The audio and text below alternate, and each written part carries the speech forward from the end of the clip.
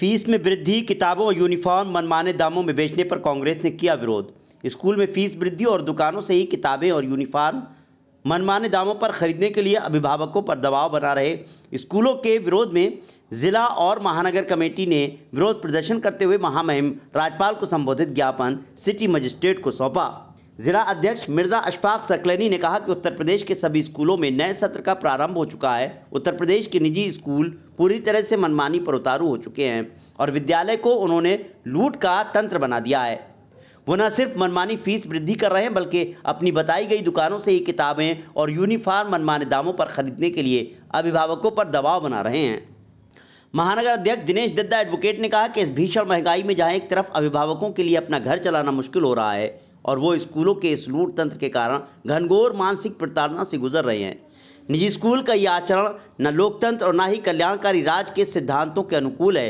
Congress party निजी स्कूलों के इस निरंकुश और शोषक प्रवृत्ति की घोर भर्त्सना करता है और महामहिम राज्यपाल से मांग की कि इस लूट तंत्र का त्वरित संज्ञान लेते हुए निजी स्कूलों के लिए फीस, किताबों और यूनिफॉर्म के लिए एक न्यायोचित और छात्र हितकारी नियमावली बनाई जाए।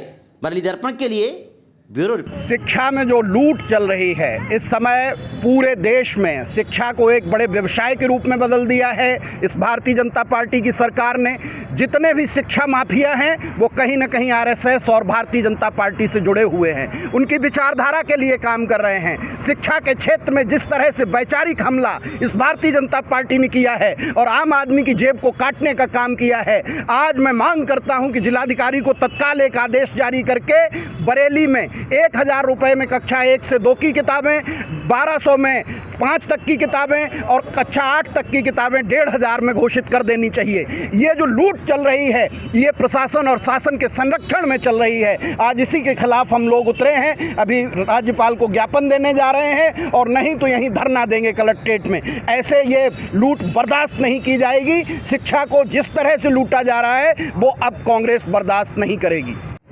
मान्यवर, आज हम जो निजी स्कूलों की मनमानी है उसके खिलाफ हमारा ये प्रदेश व्यापी कार्यक्रम है।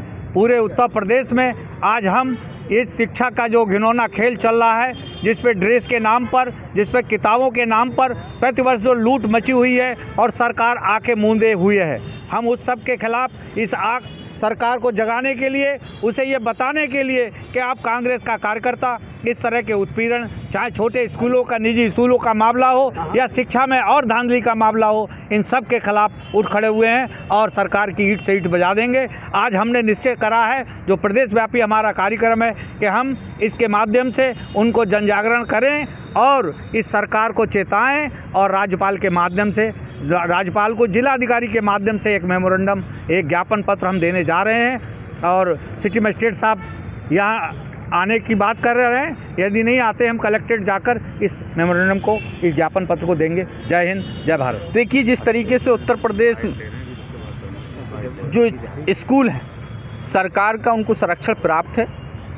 सरकार और स्कूल के जो प्रवर्तक हैं, जो स्कूल का एक, ये लोग लगातार मिलकर तमाम हमारे जो बच्चे अभिभावक हैं उनका उत्पीड़न करने का काम कर रहे हैं। कोर्सों के नाम पर, ड्रेसों के नाम पर और तमाम ये ऐसी कि एग्ज़ाम फीस हो, जनरेटर के नाम पर, बहुत सी चीज़ों को लेकर जो गरीब बच्चे वो पढ़ नहीं पा रहे हैं, इतनी फीसें उन्होंने रख दी हैं। इसी को लेकर और हर साल वो कोर्स को बदल देना, ड्रेसों को चेंज कर देना, इससे गरीब जो जनता है, जो गरीब लोग हैं, जो पढ़ाना चाहते हैं अपने बच्चों के लिए, और कहीं ना कहीं उनको दिक्कतों का सामना करना पड़ रहा है। हमारी मांग है कि लगातार सरकार जिस तरीके से सरकारी स्कूलों में ड्रेस के माध्यम से, कोर्स के माध्यम से पढ़ाने का काम कर रही है, इसी के माध्यम से प्राइवेट स्कूलों में जो मान्यता प्राप्त स्कूल हैं उनको ड्रेस और किताबों का जो संचालन हो वो प्रदेश की और केंद्र की सरकार द्वारा किया जाना चाहिए। ये हमारी मांग है। इसी को लेकर महामहिम राज्यपाल महोदय को हम